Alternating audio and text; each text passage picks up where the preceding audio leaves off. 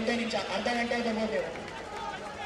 ನೀವೇನು free fees ಕೊಡ್ತಾ ಇದ್ದೀರಾ 2,000, ನಾವು 2,000 ಸೇರಿಸಿ ನಾವೇ ಕೊಡ್ತೀವಿ ನಿಮಗೆ ಭಿಕ್ಷೆ ಅಂತ ಹೇಳಿ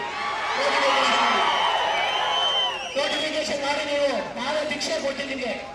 ನಾನೇ ಪ್ರತಿಯೊಬ್ಬರ ಹತ್ರ ನಾನೇ ಭಿಕ್ಷೆ ಬೇಡಿ ಪ್ರತಿಯೊಂದು ಆಸ್ಪಿರೆಂಟ್ಸ್ ನಿಮ್ಗೆ ಎಷ್ಟು ಸಾವಿರ ಕೊಟ್ಟಬೇಕು ಹೇಳಿ, ನಾವು ಕೊಡ್ತೀವಿ. ನೋಟಿಫಿಕೇಶನ್ ಪ್ರಾರಂಭ ಮಾಡಿ. ಇದಕ್ಕಿಂತ ಏನು ಹೇಳ್ಬೇಕು ಹೇಳಿ ನಿಮಗೆ?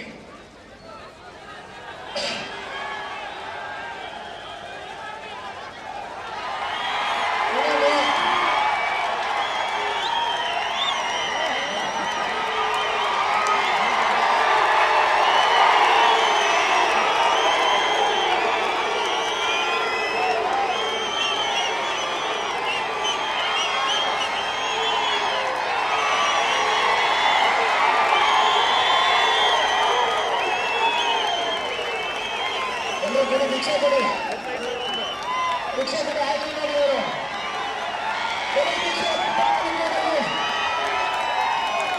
70 ರೂಪಾಯಿ ಆದರೆ 7 ಕೋಟಿ ಜನ ಕೋಟಿ ಕೋಟಿ ದುಡ್ಡಿದ್ದಾರೆ.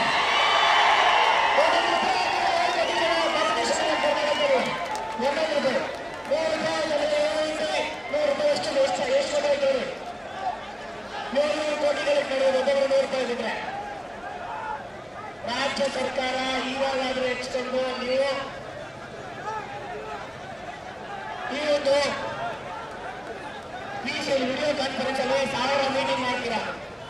ಒಂದೇ ವಿಚಾರ ಆದ್ರೂ ಸ್ಟೂಡೆಂಟ್ಸ್ ಬರುವಾಗಿ ಕನ್ಸರ್ನ್ ಮಾಡಿದ್ರೆ ಇಲ್ಲಿ ಒಂದು ಮಾಡಿದ್ರಾ ಯಾರಾದ್ರು?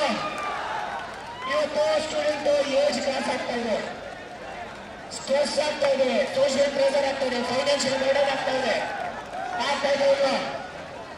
ಇವತ್ತು ನಮ್ಮ ಸ್ನೇಹಿತರನ್ನ ಎಷ್ಟೋ ಜನ ಸಾವಿಗೀಡಾಗಿದ್ದಾರೆ, ಸತ್ತಿದ್ದಾರೆ ಇಲ್ವಾ? ಅವ್ರಿಗೆ ಏನಾದ್ರು 1 ರೂಪಾಯಿ ಪರಿಹಾರ ಕೊಡ ರಾಜ್ಯ ಸರ್ಕಾರ? 1 ರೂಪಾಯಿ ಅಲ್ಲ. ಇಲ್ಲಿ ವಿದ್ಯಾರ್ಥಿಗಳ ತಲೆ ಇಲ್ಲ ಏಜಾಗಿ ಬರಲಿ, ಇಲ್ಲ ಕಾಯಿಲೆ ಬಿಟ್ಕೊಂಡು ಬರಲಿ, ಇಲ್ಲ ಸತ್ತು ಎಣ ತಗೊಂಡ್ಬರೋದಕ್ಕೆ ಯಾರಾದ್ರೂ ಎಕ್ಸ್ಪೆಕ್ಟ್ ಮಾಡ್ತಾರಾ? ಯಾವ್ದೋ MLA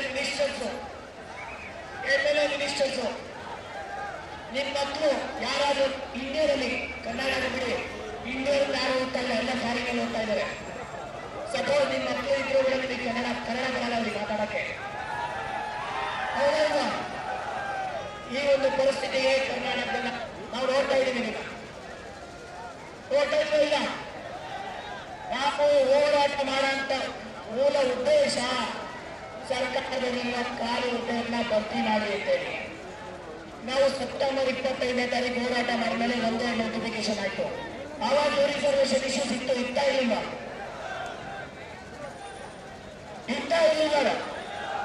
ರಿಸರ್ವೇಶನ್ ಇರ್ಬೋದು, ಮೀನುಗಾರಿಕೆ ಸಮಸ್ಯೆ ಇರ್ಬೋದು, ಇಂಟರ್ನಲ್ ರಿಸರ್ವೇಶನ್ ಎಲ್ಲ ಇಶ್ಯೂಸ್ ಅವಾಗಲೂ ಇತ್ತು, ಸೆಪ್ಟೆಂಬರ್ ಅಲ್ಲೂ ಇತ್ತು. ಯಾರು ತಪ್ಪು ಮಾಡಿರೋದನ್ನ ಲೆಜಿಸ್ಲೇಟಿವ್ ತಪ್ಪು ಮಾಡಿದ್ರೆ ಇವರು ಜುಡಿಷಿಯರಿ ಮೇಲೆ ಆಗ್ತಾರಲ್ಲ, ಇಲ್ಲಿ ಕಾಮನ್ ಸೆನ್ಸ್ ಇಲ್ಲ ಇವರಿಗೆ. ಇವರೇನೋ ಸ್ವಲ್ಪ ಪರಿಜ್ಞಾನ ಇಲ್ಲ ಇವರಿಗೆ, ಎಜುಕೇಶನ್ ಅನ್ನೋದು ಇದೆಯಾ?